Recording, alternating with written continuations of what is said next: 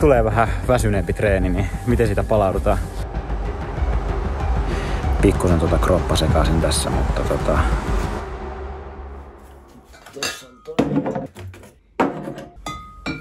mä oon ollut täällä, ei se nyt tunni olla täällä.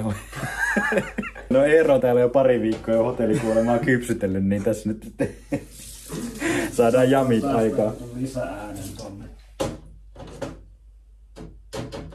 Ei se ei oikein soi. Kattilasta voisi. No otas nyt se yhteisukkono.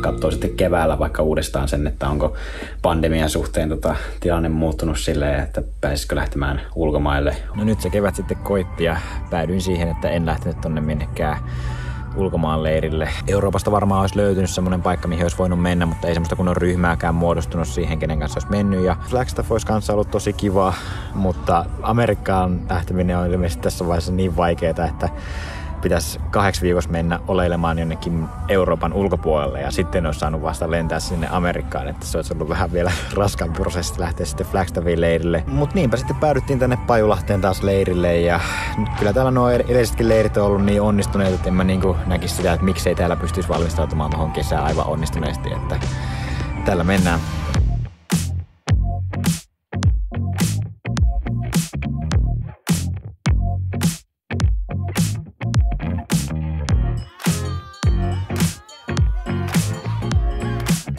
Okei, treenipäivän 3 aamupäivä. Mä vedän tässä radalla sen semmosen kevyen kontrollitreenin. Tarkkailen olla hapoilla, että kroppa sopeutuu ihan normaalisti tohon korkeeseen. Ja jos kaikki on ihan ok, niin sit mä jatkan tossa matolla vielä vähän lisää veikota. Let's go!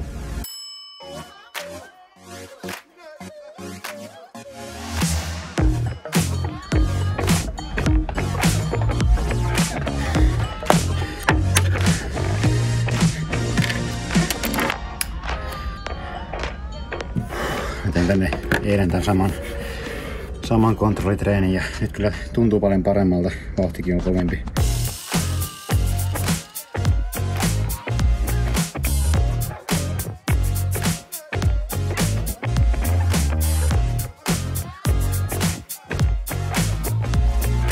Sitten jatketaan tuonne matolle.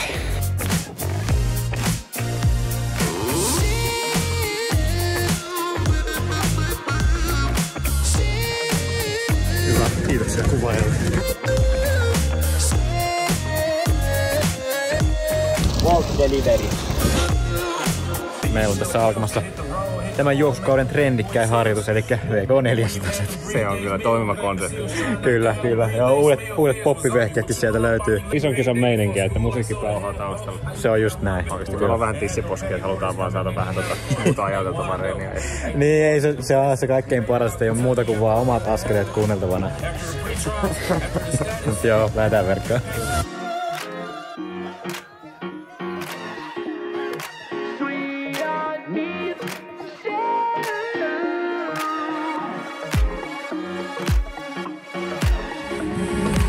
Sieltä tulee Topi vielä jatkaa vielä pikkusen sarjaa vähän pidemmästi kuin mä, mutta itse sain jo tehtyä 10 plus, hyvä Topi, 10 plus 8 kertaa ton 400 metriä ja ihan silleen hyvän tuntusta. Vedettiin Topin kanssa 4 kertaa, vedettiin ekat 5 samaa ja sitten Topi lähti vähän kiihdyttämään, mutta silleen sopivaa yhteistreenin fiilis siinä oli kuitenkin.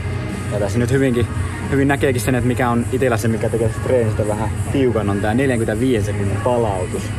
Joka siis tossa kun Topi tuli, niin Se lähtee seuraavaan vetoon siitä ihan kohta lähtee siitä. Ja noin, siitä lähti seuraava sitten. Eli toi on niinku itellä, että vauhti ei ole mikään hirveän kova, mutta sitten kun se vedetään noin lyhkäisellä palautuksella, niin se rupeaa itellä vähän kasaamaan sitä väsymystä. Mutta tänään pysyy ihan hyvin hallussa toi tekeminen.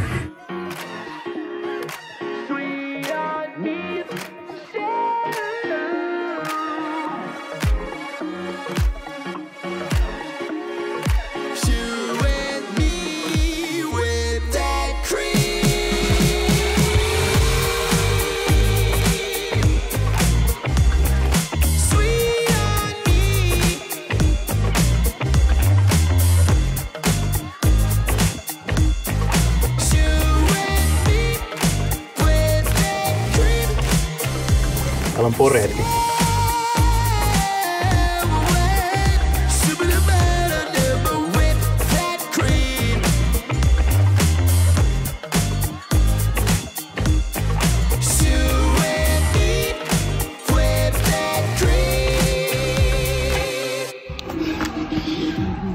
Joo, tänään oli ohjelmassa 300 taas sitä samaa treeniä, mitä olen ennenkin tehnyt, mutta tänään oli jotenkin kyllä väsynyt päivät. Heti aamulla ja kun teki vähän aitahyppyä, niin tuntui jotenkin semmoista raskalta kroppa. Ja toi treeni oli jotenkin semmonen tahmeen tuntunen jo aika lailla alusta alkaen.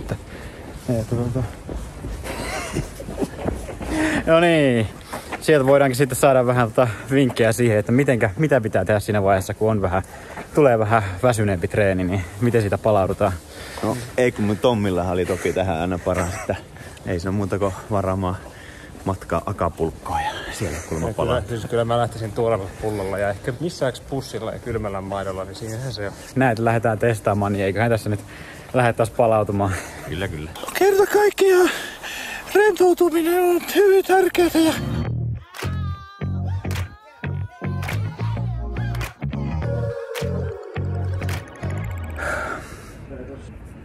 Ei mitään hirveän hyvää fiilistä on nyt kuvata tätä vlogia, mutta mä ajattelin, että voisitte kuvata tätäkin, kun vähän ärsyttää, kun tänään mä tein nyt aamupäivällä taas sen kontrollitreenin. Yleensä mä en niin kuin enää tässä vaiheessa leiriä ole tarvinnut tehdä sitä, kun sille on vaan todennut sen, että kroppa toimii, mutta nyt kun oli vähän tuommoista alavireisyyttä, niin sitten täällä koitti testata sen, että miten se kroppa pelittää, ja kyllä siinä nyt niinku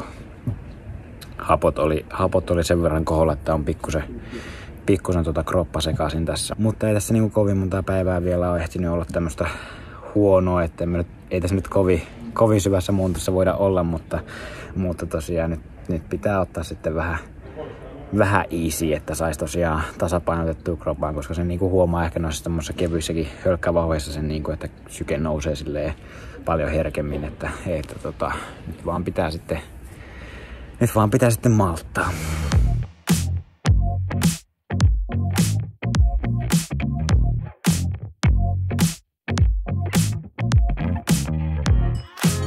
Kämpiltä on tonne Ruokalaan semmonen noin 800 metriä matkaa kävellen. Marraskuun ja tammikuun leiristä mentiinkin sitten kävellen sitä väliä. Ja sitten alettiin vaan laskemaan silleen, että päivässä tulee se, että sitä menee niin kuin aamupalalle, lounaalle ja päivälliselle.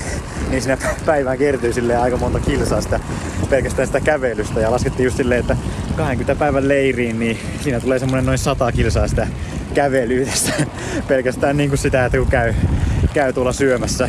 Nyt sitten tälle leirille otti kotoa mukaan pyörän, niin nyt tuntuu, että ei tätä pystyisi edes, miten tätä on pystynyt edes kävelemään joka kerta aina tämän väliin, että nyt tämä tuntuu niin paljon helpommalta, kun pystyy menemään vaan pyörälle.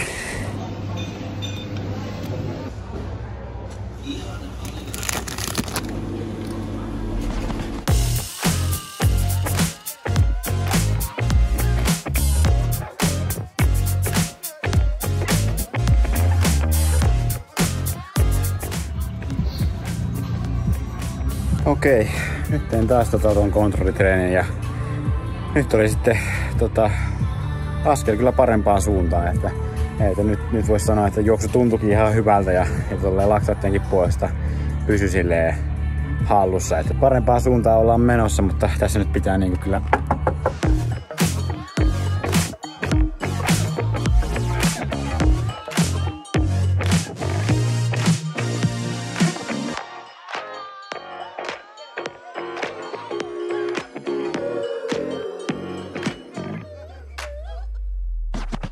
Kämpiltä lähti, se keli vaikutti vielä ihan lupaavalta, mutta ei tää kovin häppöinen ollut, mutta treeni kulki hyvin ja tuntui, että kroppa toimi normaalisti ja siitä on kyllä nyt tosi iloinen, että tästä jää semmonen niinku fiilis, että ollaan back in business.